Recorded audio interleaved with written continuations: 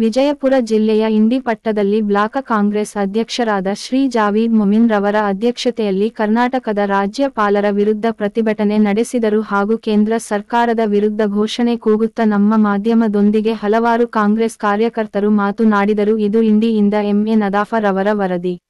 ಅವ್ರ ಜೊತೆ ಇಡೀ ಸಮಾಜ, ಇಡೀ ದೇಶ, ಇಡೀ ಕರ್ನಾಟಕ ಅವ್ರ ಜೊತೆ ಇರುತ್ತದೆ ಅನ್ನೋ ಭಾವನೆಯಿಂದ ಇವತ್ತಿನ ದಿವಸ ನಾವು ಒಂದು ಪ್ರತಿಭಟನೆ ಮುಖಾಂತರ ನಾವು ಇಲ್ಲಿ ಒಂದು ಸಂಕ್ಷಿಪ್ತವಾದ ಪ್ರತಿಭಟನೆ ನಾವು ಹಮ್ಮಿಕೊಂಡಿದ್ದೇವೆ. ದಯಮಾಡಿ ರಾಜ್ಯಪಾಲರು ನೀವು ಒಂದು ಕೇಂದ್ರ ಸರ್ಕಾರದ ಕೈಗೊಂಬೆ ಆಗಿ ನೀವು ಆಡಳಿತವನ್ನು ಮಾಡಬಾರದು ಅನ್ನೋ ದೃಷ್ಟಿಯಿಂದ ಇವತ್ತಿನ ದಿವಸ ಈ ಒಂದು ಪ್ರತಿಭಟನೆ ಮಾಡಿದ್ದೇವೆ. ಈ ಒಂದು ಪ್ರತಿಭಟನೆಯನ್ನು ಉದ್ದೇಶಿಸಿ ನಮ್ಮ ನಾಯಕರಾದಂತಹ ಜಗಮ್ಮ ರವಳಿ ಅವರು ಮಾತಾಡಬೇಕಾಗಿ ನಮ್ಮಲ್ಲಿ ಕೇಳ್ಕೊಳ್ತೇವೆ.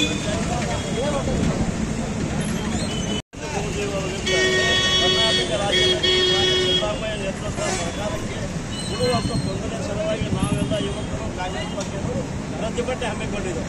ಉದ್ದೇಶ ಏನಪ್ಪ ಅಂದರೆ ಕರ್ನಾಟಕ ರಾಜ್ಯದಲ್ಲಿ ಮುಖ್ಯಮಂತ್ರಿ ಸಿದ್ದರಾಮಯ್ಯನವರಿಂದ ಕೇಂದ್ರ ಸರ್ಕಾರಕ್ಕೆ ಆಗುತ್ತಿರುವ ನೋವುಗಳನ್ನು ತಡೆಯದೆ ಅವರೇನಪ್ಪ ಅವರು ಮೂಡಾವಂತ ಸ್ವರ್ಣ ಹಗರಕ್ಕೆ ಅವರ ಪಾಪ ಅವರ ಪತ್ನಿಯವರು ಕೊಟ್ಟಂಥ 14 ಪ್ಲಾಟ್ಗಳು 3 ಎಕರೆ 26 ಗುಂಟೆ ಜಮೀನನ್ನು ಕೊಟ್ಟು 12 ಪ್ಲಾಟ್ಗೋಸ್ಕರ ಯಾವುದೋ ಒಬ್ಬ ಅಬ್ರಾಹ್ಮಣಂತ ಒಬ್ಬ ಮಾನಭ್ರಷ್ಟನನ್ನು ಅರ್ಜಿಯನ್ನು ತೆಗೆದುಕೊಂಡು ವಿಶೇಷ ಸನ್ಮಾನಿತ ಗೌರವಾನ್ವಿತ ಅತಿಥಿಗಳು ರಾಜ್ಯಪಾಲರು ಯಾವಾಗ ಮಧ್ಯ ಪ್ರವೇಶ ಮಾಡಬೇಕಂದ್ರೆ ರಾಜ್ಯದಾಗ ಏನಾದರೂ ತೊಂದರೆಯಾದರೆ, ರಾಜ್ಯದಾಗ ಏನಾದರೂ ಅಹಂಕಾರ ಇದ್ದರೆ ರಾಜ್ಯದ ಪರವಾಗಿ ಇರೋಂಥ ಒಬ್ಬ ರಾಜ್ಯಪಾಲರು ಮೋದಿಯವರು ಗುಲಾಮಗಿರಿಯಾಗಿ, ಮೋದಿಯವರ ಕೈಗೊಂಬೆಯಾಗಿ, ಮೋದಿಯವರ ಚೀಲ ಆಗಿ ಅವರೇನಪ್ಪ ಅಂದ್ರೆ ಮಾನ್ಯ ಮುಖ್ಯಮಂತ್ರಿಗಳನ್ನು ನೋಟಿಸ್ ಕೊಡುವ ಮುಖಾಂತರ ಅವರ ಇದಕ್ಕೆ ತೇಜೋಧ ಮಾಡಿಸಲು ಮಾಡ್ತಿದ್ದಾರೆ.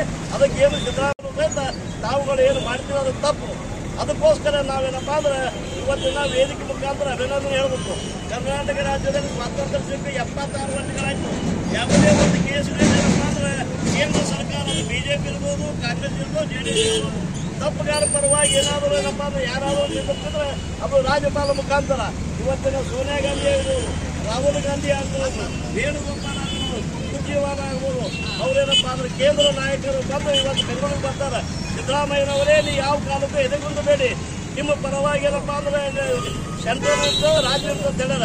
ಅದಕ್ಕೇನಪ್ಪ ಅಂದ್ರೆ ಹಳ್ಳಿಯಿಂದ ನಾವೇನು ಬರೀ ರಾಜ್ಯ ಕೇಂದ್ರ ಅನ್ನೋಕ್ಕಿಂತ ಹಳ್ಳಿಯಿಂದ ಏನಪ್ಪ ಅಂದ್ರೆ ನಾವೆಲ್ಲರೂ ಸಿದ್ದರಾಮಯ್ಯನ ಸಲುವಾಗಿ ಏನಪ್ಪ ಅಂದ್ರೆ ಯಾವ ಜಾಗಕ್ಕೂ ಸಹ ಸಿದ್ಧಿದ್ದೆ. ನಾವು ಬರೀ 6 ಮತದವರು ಅಷ್ಟೇ ಇಲ್ಲ, ಎಲ್ಲ ಮತದವರು ಒಂದೇ ಮತದಿಂದ ಏನಪ್ಪ ಅಂದ್ರೆ ಮುಖ್ಯಮಂತ್ರಿ ಆಗಿಲ್ಲ, ಅದು ಆಗೋದೂ ಇಲ್ಲ.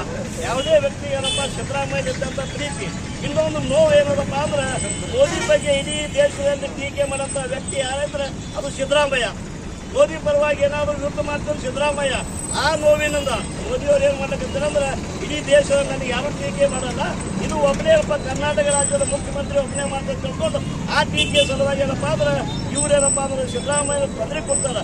ಆ ತೊಂದರೆಗೆ ಏನಪ್ಪ ನಾವು ಇವತ್ತಿನ ಸಂಕೇತವಾಗಿ ನಮಗೆಲ್ಲ ಕೂಡ ಇನ್ನಾಗ ಒಂದು ತಾಸು ಇತ್ತು. ಅದನ್ನೇನಾದರೂ ರಾಜ್ಯಪಾಲರು ಇನ್ನೂ ಮುಂದೆ ಹೆಚ್ಚು ಮುಂದೋದ್ರೆ ನಾವು ಇಂಡಿ ಮತ್ತು ಕ್ಷೇತ್ರದ ಬಿಜಾಪುರವರೆಗೆ ಸಾವಿರಾರು ಜನ ಪಾದಯಾತ್ರೆ ಮುಖಾಂತರ ಹೋಗಿ ಜಿಲ್ಲಾಧಿಕಾರಿಗಳ ಆಫೀಸು ಮುತ್ತಿಗೆ ಹಾಕೊಂಡು ಸಿದ್ದರಾಮಯ್ಯ ತಾಕತ್ತೇನೋ ತಿಳ್ಕೊಂಡು ನಾವೆಲ್ಲ ತೋರಿಸ್ತು. ಅದಕ್ಕೋಸ್ಕರ ಏನಪ್ಪ ಅಂದ್ರೆ ಏನಾದರೂ ಯಾರಾದ್ರು ಹೇಳ್ಬೋದು, ನಾವೆಲ್ಲ ಕೂಡ 10-15 ನಿಮಿಷ ಫೋನ್ ಮುಖಾಂತರ ಇಷ್ಟು ಕಾರ್ಯಕರ್ತರು ಕುಡಿದು ಒಂದಿನ ಪ್ರಿಫಿಲನ್ ಮಾಡ್ಯಾನಪ್ಪ ಅಂದ್ರೆ ಮೀಟಿಂಗ್ ಏನಾದ್ರು ತೊಗೊಂಡ್ರೆ ಲಕ್ಷಾನುಗಟ್ಟಲೆ ಕಾರ್ಯಕರ್ತರು ಇಂಡಿ ಮತ್ತಿಗೆ ತಂದ ನಾವು ಜಿಲ್ಲಾವರೆಗೆ ಅದು ಬಂದ ಮೋದಿ ಹಚ್ಚಿಕೊಂಡು ಬೆಂಗಳೂರಿಗೆ ಸಹಿತ ಹೋಗೋದು ನಾವು ಎಲ್ಲ ಕಾರ್ಯಕರ್ತರು ಸನ್ನಿಧರಾಗಿದ್ದೆವು. ಅದಕ್ಕೆ ರಾಜ್ಯಪಾಲರು ದಯಮಾಡಿ ತಾವೇನಪ್ಪ ಅಂದ್ರೆ ರಾಜ್ಯದ ಚ್ಯುತಿ ಬಂದಾಗ ತಾವು ಮಧ್ಯಪ್ರವೇಶ ಮಾಡಬೇಕು. ಏನೋ ಒಂದು ಮುನ್ಸಿಪಾಲಿಟಿ ಚೀಫ್ ಆಫೀಸರ್ ಅರ್ಜಿ ಕೊಟ್ಟ ನಂತರ ಅವ ಬಹುತೇ ಹೆಚ್ಚು ಕಮ್ಮಿ ಟೈಮ್ ತೋತಾನೆ, 1 ದಿನ 2 ದಿನ 3 ದಿನ. ನೀವು ಕೇವಲ ಏನಪ್ಪ ಅಂದ್ರೆ 3 ತಾಸು ಒಳಗಾಗಿ ಒಂದು ಶಿವಕಾಶ ಸಿದ್ದರಾಮಯ್ಯನ ಕೊಟ್ಟಿದ್ದಂದ್ರೆ ರಾಜ್ಯಪಾಲರೇ ನಿಮ್ಮ ಚ್ಯುತಿಗೆ ಅದು ಧಕ್ಕೆ ಬರ್ತದೆ. ನೀವು ಧಕ್ಕೆ ಬರಲಾರ್ದಂಗೆ ರಾಜ್ಯಕ್ಕೆ ಕೇಂದ್ರ ಕೈಗೊಂಬೆ ಆದಂಗೆ ನಾವು ಇರಬೇಕಂತ ತಿಳ್ಕೊಂಡು ವೇದಿಕೆ ಮುಖಾಂತರ ಎಲ್ಲ ಆಗಮಿಸುವಂತ ಎಲ್ಲ ಕಾಂಗ್ರೆಸ್ ಕಾರ್ಯಕರ್ತರಿಗೂ ಎಲ್ಲರಿಗೂ ಒಂದಿಷ್ಟು ನಾನು 2 ಮಾತು ಕೊಡ್ತೇನೆ. ಜೈ ಹಿಂದ್, ಜೈ ಕರ್ನಾಟಕ. ಇದೇ ರೀತಿ ಈಗ ಸಂವಿಧಾನದ ಬದಲಾವಣೆ ಮಾಡಿ ದೇಶದೊಳಗ ಸಂವಿಧಾನದೊಳಗೆ ಏನು ಬರ್ತದಪ್ಪ ಅಂದ್ರೆ ದೇಶದೊಳಗ ಅರಾಜಕತೆ ಆಯ್ತಂದ್ರ, ರಾಜ್ಯದೊಳಗ ಅರಾಜಕತೆ ಆಯ್ತಂದ್ರ, ಆ ಸಮಯದೊಳಗ ದೇಶದೊಳಗ ಅರಾಜಕತೆ ಅಂದ್ರ ರಾಷ್ಟ್ರಪತಿಗಳು ಎಂಟರ್ ಆಗ್ಬೇಕು. ರಾಜ್ಯದೊಳಗ ಅರಾಜಕತೆ ಎದ್ದಂದ್ರ ಆ ಸಮಯದೊಳಗ ರಾಜ್ಯಪಾಲರು ಇಲ್ಲಿ ಇದ್ರೊಳಗ ಎಂಟರ್ಫೇರ್ ಆಗ್ಬೇಕು. ಆದ್ರ ಇವತ್ತಿನ ದಿನ ಈ ರಾಜ್ಯದೊಳಗ ಅರಾಜಕತೆ ಸೃಷ್ಟಿ ಯಾರು ಮಾಡ್ಲತ್ತಾರಪ್ಪ ಅಂದ್ರೆ ಈ ರಾಜ್ಯದ ರಾಜ್ಯಪಾಲ ಅದಾರಲ್ಲ, ಈ ರಾಜ್ಯದ ರಾಜ್ಯಪಾಲ ಬಿಜೆಪಿ ಮತ್ತು ನರೇಂದ್ರ ಮೋದಿ ಅವರ ಮತ್ತು ಅಮಿತ್ ಶಾ ಅವರ ಕೈಗೊಂಬೆ ಆದಂತ ರಾಜ್ಯಪಾಲರು ಏನು ಈ ರಾಜ್ಯದವರಲ್ಲ, ಅವ್ರು ಈ ರಾಜ್ಯದೊಳಗ ಅರಾಜಕತೆ ಅವರೇ ಸೃಷ್ಟಿ ಮಾಡ್ಲತ್ತಾರ.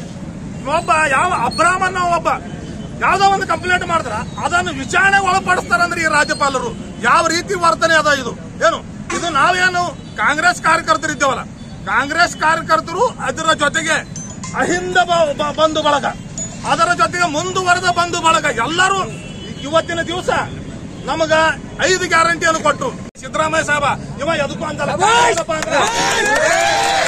ಯಾವುದೇ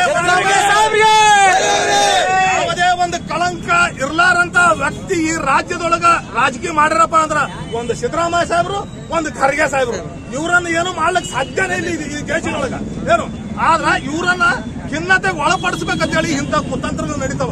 ಇದಕ್ಕ ನಾವೇನು ಕಾರ್ಯಕರ್ತರಿದ್ದೇವಲ್ಲ ನಾವು ಸಿದ್ಧರಾಗಿರ್ಬೇಕಾಗ್ತದೆ. ಈ ಹೋರಾಟ ಇಲ್ಲಿ ಇವತ್ತಿನ ಪ್ರಾರಂಭ ಆಯ್ತು. ನಾಳೆ 19ನೇ ತಾರೀಕ ನಮ್ ಬಿಜಾಪುರ ಜಿಲ್ಲೆ ಒಳಗೆ ಕರೆದಾರ. ಯಾರು ಫೋನ್ ಹಚ್ತಾರೋ ಬಿಡ್ತಾರೋ ಗೊತ್ತಿಲ್ಲ. ಅವತ್ತಿನ ದಿನ 10 ಗಂಟೆಗೆ ಎಲ್ಲರೂ ಬಿಜಾಪುರಕ್ಕೆ ಹೋಗ್ತಾರೆ. ಇದು ಇವತ್ತು ಬರೇ 10 ಮಿನಿಟ್ದಾಗ ಕೂಡುದು ಜನಸಂಖ್ಯೆ ಅದ. ಇದು ಇವತ್ತ ನಮ್ಮ ತಾಲೂಕಿನ ಸುತ್ತೆಲ್ಲ ಈ ಮೆಸೇಜ್ ಇದು ಆಗಿಬಿಡ್ಬೇಕು. ಇದು ಆಗಿ ಬಿಜಾಪುರಕ್ಕೆ ನಾವು 10,000 ಈ ಇಂಡಿಯಾದಿಂದ ಹೋಗುವಂತ ವ್ಯವಸ್ಥೆ ನೀವೆಲ್ಲರೂ ಕೂಡಿ ಮಾಡಿ ಈ ಸಿದ್ದರಾಮಯ್ಯ ಇದು ಇವ್ರಿಗೆ ಏನು ಕುಗ್ಗಿಸ್ಲಿಕ್ಕೆ ನೋಡತ್ತಾರಲ್ಲ ಇವರಿಗೆ ಬಲಪಡಿಸುವ ಶಕ್ತಿ ನಾವಿದ್ದೇವೆ ಅಂತ ಹೇಳಿಕಿಸಿದ್ರ ಇಲ್ಲಿವರೆಗೂ ಪ್ರಶಾಂತ್ ಅವರು, ಚಟ್ಟಪ್ಪಣ್ಣವರು ಈಗಾಗಲೇ ಏನು ಪ್ರತಿಭಟನೆ ಅಂಗವಾಗಿ ಏನು ಮಾತನಾಡಿದ್ದಾರೆ ಅದೇ ಪ್ರಕಾರ ಇವತ್ತಿನ ದಿವಸ ಕರ್ನಾಟಕದಾಗ ಬಹುತೇಕ 77-78 ವರ್ಷ ಆದಂತ ಸಿದ್ದರಾಮಯ್ಯನವರು ಒಂದು 50 ವರ್ಷ ರಾಜಕಾರಣ ಮಾಡೋದ ಸಂದರ್ಭದಲ್ಲಿ ಒಂದೇ ಒಂದು ಕಪ್ಪು ಚುಕ್ಕಿ ಇಲ್ಲಾರ್ದಂತ ರಾಜಕಾರಣ ಮಾಡ್ರ. ನಮ್ಮ ಕರ್ನಾಟಕದಾಗ ದೇಶನೇ ಹೊಳ್ಳಿ ನೋಡಬೇಕು ಹಂಗ ಆಡಳಿತ ಕೊಟ್ರ. ಅಂತ ಆಡಳಿತವನ್ನು ಆ ಬಿಜೆಪಿ ಸರ್ಕಾರಕ್ಕೆ, ಮೋದಿಗೆ ಮತ್ತು ರಾಜ್ಯಪಾಲರಿಗೆ ಯಾರಿಗೆ ಸಹಿಸಲಾರದಂತ ಒಂದು ಕಾರ್ಯ ಆಗ್ಯದ. ಇವತ್ತಿನ ದಿವಸ ಇದು ಏನ್ ಕೊಟ್ರ, ಯಾಕಂದ್ರೆ ಕೇಂದ್ರದಾಗ 25 ಮಿನಿಸ್ಟರ್ ಅದಾರ. ಬಿಜೆಪಿ ಸರ್ಕಾರ 25 ಮಿನಿಸ್ಟರ್ ಮೇಲೆ ಒಟ್ಟು ಮಂದಿ ಮೇಲೆ ಕೇಸ್ ಅದಾವ. ಅವ್ರು ಯಾರು ರಾಜೀನಾಮೆ ಕೊಟ್ಟಿಲ್ಲ. ಇವ್ರು ರಾಜ್ಯಪಾಲರು ಏನ್ ಹೇಳ್ತಾರ, ಇದು ರಾಜೀನಾಮೆ ಕೊಡಬೇಕು, ಇದೇನದ ಒಂದು ಪ್ರಾಸಿಕ್ಯೂಷನ್ ಒಂದು ಕೊಟ್ರ ಅವ್ರಿಗೆ. ಇದು ಸಾಧ್ಯ ಆಗಲ್ಲ. ಕಾನೂನು ಪ್ರಕಾರ ಸೋಮವಾರದಿಂದ ನಾವೇನದ ಕಾನೂನು ಪ್ರಕಾರ ನಿರ್ಣಯ ಮಾಡ್ತೇವೆ. ರಾಜೀನಾಮೆ ಕೊಡುವಂತ ಭರವಸೆ ಇಲ್ಲ. ಇದು ಅವಶ್ಯ ಇಲ್ಲ ತಿಳಿಸಿ ನಾನು 2 ಮಾತು ಮುಗಿಸ್ತೀನಿ.